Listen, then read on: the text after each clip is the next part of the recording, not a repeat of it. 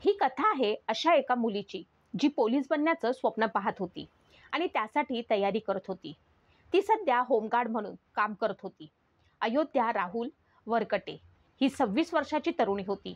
ती मूळची बीड जिल्ह्यातील गेवराई तालुक्यातील लुखामसला गावातील राहणारी होती. तिच्या आयुष्याची सुरुवात अतिशय सामान्य मुलीसारखीच झाली होती. वयात आल्यावर तिचे 4 वर्षांपूर्वी लग्न झाले होते. तिचा संसार सुखात समाधानाने चालू होता. तिला एक 3 वर्षांची गोंडस मुलगी होती.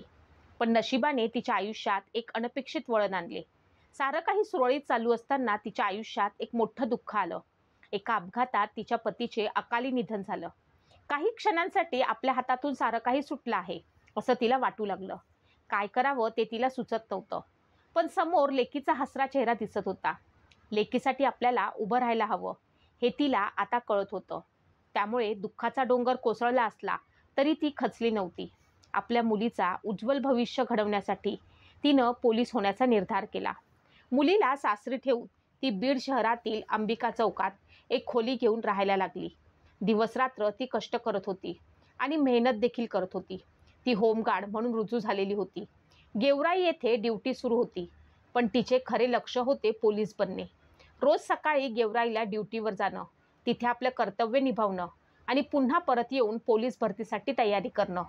तिचे आयुष्य एखाद्या युद्धाप्रमाणे सुरू होतं. तिच्या चेहऱ्यावर नेहमी एक दृढनिश्चयी भाव होता. तिला माहीत होते की तिला फक्त तिच्या मुलीसाठी लढायचं आहे आणि जिंकायचं आहे. ते स्वप्न पूर्ण करण्यासाठी ती कोणतीच कसर सोडत नव्हती. बीडमध्ये राहत असताना तिची ओळख फडताडे या 35 वर्ष महिलेशी झाली. वृंदावनी हे त्याच परिसरात राहत होती आणि एकाच गावातील असल्यानं त्यांच्यात लगेच मैत्री झाली. या मैत्रीचं रूपांतर हळूहळू एका घट्ट विश्वासात झालं. अयोध्या वृंदावनीला बहिणीसारखी मानत होती. तिच्या मनात कोणताही कपट नव्हता. ती सरळ मार्गी होती. पण अयोध्यालाही माहीत नव्हतं की तिच्या याच विश्वासाचा एक दिवस तिच्या मृत्यूचं कारण होणार आहे. फडताडेनं तिला एक दिवस आपल्या घरी राहायला बोलावलं. मैत्रिणीवरती तिनं विश्वास ठेवला. मैत्रिणीकडे ती राहायला गेली होती, पण ती घरी परतली नाही आणि तिच्याशी संपर्क होत नव्हता. तेव्हा तिच्या कुटुंबियांना काळजी वाटू लागली. त्यांनी तातडीनं बीडच्या शिवाजीनगर पोलीस ठाण्यात अयोध्या बेपत्ता असल्याची तक्रार नोंदवली. पोलिसांनी तात्काळ तपासाची सूत्र हलवली. पण 2 दिवस झाले तरी अयोध्याचा तपास लागत नव्हता. तिच्याबद्दल पोलिसांना एक माहिती मिळाली होती. ती म्हणजे ती मैत्रिणीकडे राहायला गेली होती. पोलिसांनी तपासाचे चक्र फिरवायला सुरुवात केली. याच दरम्यान गुरुवारची सकाळ होती. बीडपासून 5 ते 7 किलोमीटर अंतरावर असलेल्या पांगरे गावाजवळच्या नाल्यात एका मोठ्या पेटीतून प्रचंड दुर्गंधी येत असल्याचा फोन पोलिसांना आला. शिवाजीनगर पोलीस आणि स्थानिक गुन्हे शाखेचे पथक तात्काळ घटनास्थळी पोहोचले. त्यांनी तपास केला. तेव्हा त्यांना एक बॉक्स दिसला. हा वास त्याच बॉक्समधनं येत होता. पोलिसांनी लगेचच तो बॉक्स उघडला. आतमध्ये पाहिले तेव्हा त्यांच्या पायाखालची जमीन सरकली. आतमध्ये एका महिलेचा मृतदेह होता. मृतदेहाची अवस्था पाहून पोलिसांनाही हत्या असल्याचा संशय आला. त्यानंतर त्यांनी मृतदेह पोस्टमॉर्टमसाठी शासकीय रुग्णालयात पाठवला. हा मृतदेह कुणाचा आहे हे कोडं सोडवायला त्यांना फार वेळ लागला नाही.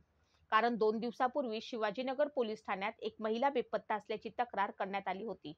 पोलिसांनी सगळे धागेदोरे जोडल्यावरती त्यांना समजलं की हा मृतदेह त्याच महिलेचा आहे, म्हणजे अयोध्याचा आहे. पोलिसांनी तपासाची दिशा बदलली. त्यांनी वृंदावनीला ताब्यात घेतलं आणि कसून चौकशी केली. सुरुवातीला ती पोलिसांची दिशाभूल करण्याचा प्रयत्न करत होती. पण पोलिसांनी कठोरपणे चौकशी केल्यावर तिनं सर्व सत्य कबूल केलं. तिचं सत्य ऐकून पोलिसांनाही धक्का बसला. या खुनाचे कारण होते एक लव्ह ट्रायंगल. वृंदावनीचे राठोड आडनावाच्या एका तरुणासोबत गेल्या अनेक वर्षांपासून प्रेम संबंध होते. ती त्याच्यावरती खूप प्रेम करत होती आणि आयुष्याच्या तो सोबत राहावा असं स्वप्न पाहत होती. पण नियतीनं एक वेगळाच डाव मांडला. याच राठोड तरुणाची आणि अयोध्याची ओळख झाली आणि त्यांच्यात मैत्री वाढू लागली. वृंदावनीला हे समजले तेव्हा तिच्या मनात द्वेषाची भावना निर्माण झाली. तिला आपली मैत्रीण आपल्या प्रियकराच्या जवळ येणं सहन झालं नाही. तिच्या मनात संशयाने जागा घेतली आणि तिने अयोध्याला कायमचं संपवण्याचा कट रचण्यास सुरुवात केली. तिनं शांततेमध्ये प्लॅन बनवला. अयोध्याला घरी राहायला बोलवलं आणि मैत्रीच्या नावाखाली तिचा विश्वासघात केला. त्या रात्री वृंदावनीनं तिच्या आयुष्याचा खेळ मांडला. रात्रीच्या वेळेतील अयोध्याला तिनं गुंगीचं औषध दिलं. अयोध्यावरती औषधाचा परिणाम झाल्यामुळे ती बेशुद्ध पडली. त्यानंतर वृंदावनी आपल्या मुलाला मदतीला बोलावलं. आई आणि मुलाने मिळून अयोध्याचा गळा दाबला आणि तिचा खून केला. पण एवढ्यावरच ती थांबली नाही. मृतदेहाची विल्हेवाट लावण्याची तिची योजनाही तयार होती. मुलाच्या मदतीनं तिने एका ओळखीच्या व्यक्तीकडनं दुचाकी आणली. त्यांनी अयोध्याचा मृतदेह एका पेटीत भरला. रात्रीच्या अंधारात त्यांनी ती पेटी दुचाकीवरून पांगरी गावाजवळील नाल्यात नेऊन टाकली. त्यांना वाटले की मोठा नाला असल्यानं मृतदेहाचा कुणालाही थांगपत्ता लागणार नाही. पण त्यांचा हा आत्मविश्वास त्यांना खूप महागात पडला. दुसऱ्या दिवशी सकाळी त्या पेटीतून येणाऱ्या दुर्गंधीमुळे स्थानिक नागरिकांना संशय आला व त्यांनी पोलिसांना कळवले. पोलिसांनी पेटी उघडल्यावर अयोध्याचा मृतदेह सापडला. पोलिसांनी तातडीने तपास करत वृंदावनी व तिच्या मुलासह या कटात सामील असलेल्या आणखी 3 जणांना अटक केली. या घटनेने संपूर्ण बीड शहर हादरून गेले. एखाद्यावरती ठेवलेला विश्वास किती चुकीचा असू शकतो ही गोष्ट यातून पाहावयास मिळते. अयोध्याने मैत्रीण म्हणून तिच्या शब्दाला मान देऊन तिच्या घरी राहायला गेली. पण तो एक दिवसच तिच्यासाठी शेवटचे काळरात्र ठरला. अयोध्याला फडताडे समजावून सांगू शकत होती की तू माझ्या मार्गातून बाजूला हो. पण तिने तसं न करता त्या लहान मुलीच्या आईलाच या जगातून संपवून टाकले. आता त्या लहानगीचा बापही नाही आणि आई देखील नाही. ती आता अनाथ झाली आहे. याला सर्वस्वी जबाबदार कोण? तुम्हाला याबद्दल